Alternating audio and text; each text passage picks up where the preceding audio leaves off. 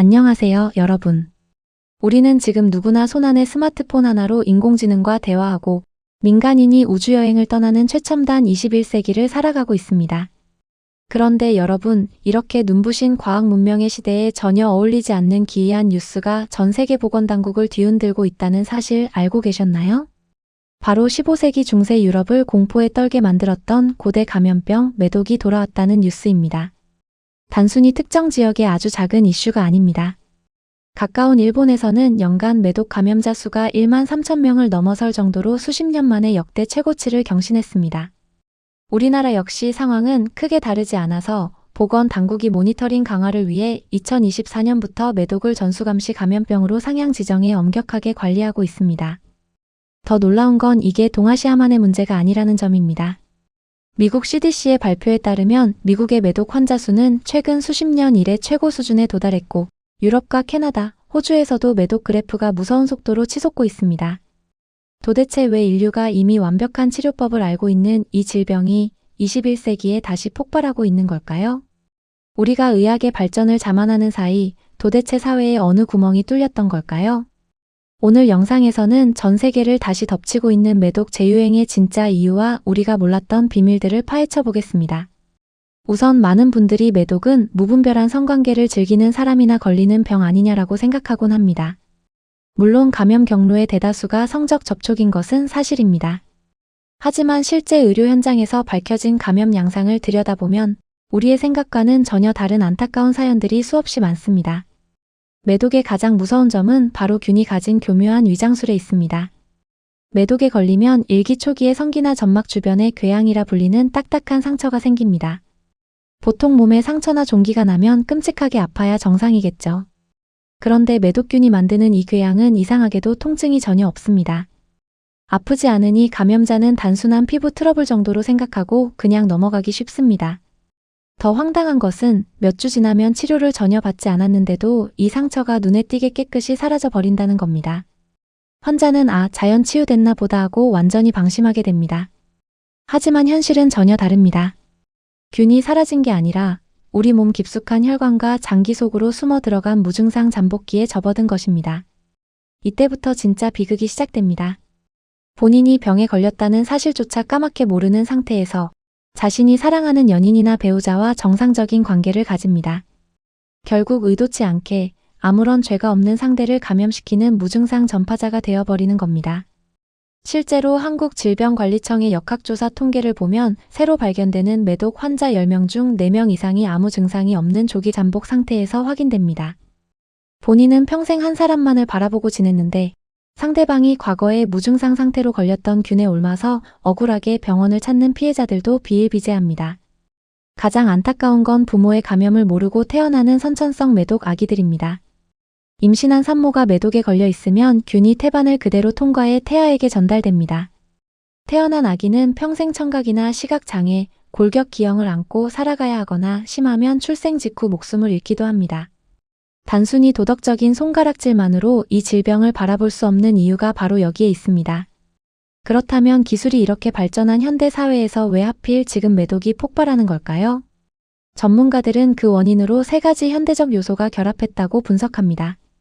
첫 번째는 소셜미디어와 데이팅 앱의 보급으로 인한 만남의 속도 변화입니다.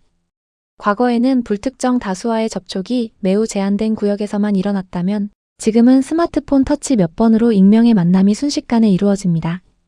감염 고리가 연결되는 속도가 과거와는 비교할 수 없을 정도로 빨라진 겁니다. 두 번째는 역설적이게도 의학기술의 발전이 가져온 방심입니다. 1980년에서 90년대에는 에이즈에 대한 공포가 전 세계를 지배했습니다. 당시엔 성병에 걸리면 죽는다는 공포감 때문에 전 세계적으로 대대적인 콘돔 사용 캠페인이 벌어졌고 그 덕분에 메독 환자 수도 크게 줄어들었습니다. 하지만 최근에는 에이즈를 하루 한 알의 약으로 예방하고 관리할 수 있는 시대가 되었습니다.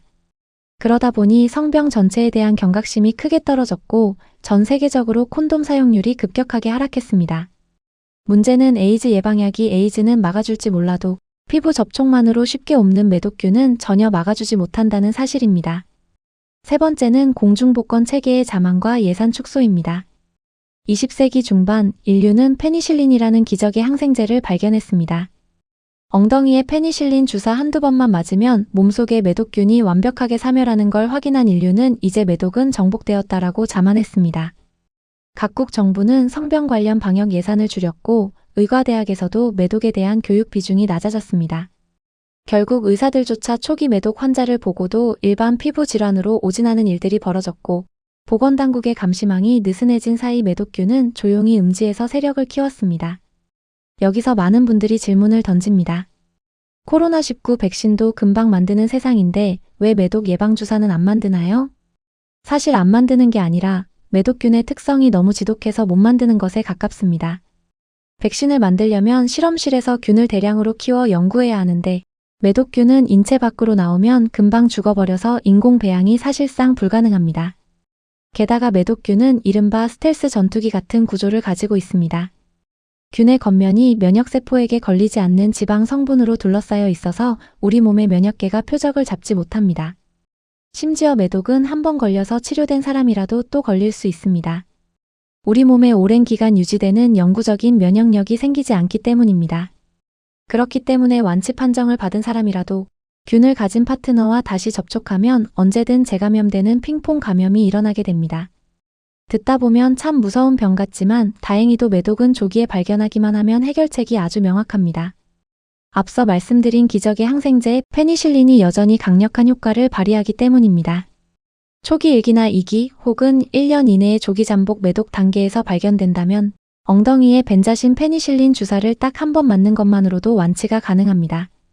만약 감염된 지 1년이 넘었거나 시기를 모르는 후기 잠복 상태라면 일주일 간격으로 총 3번 주사를 맞게 됩니다.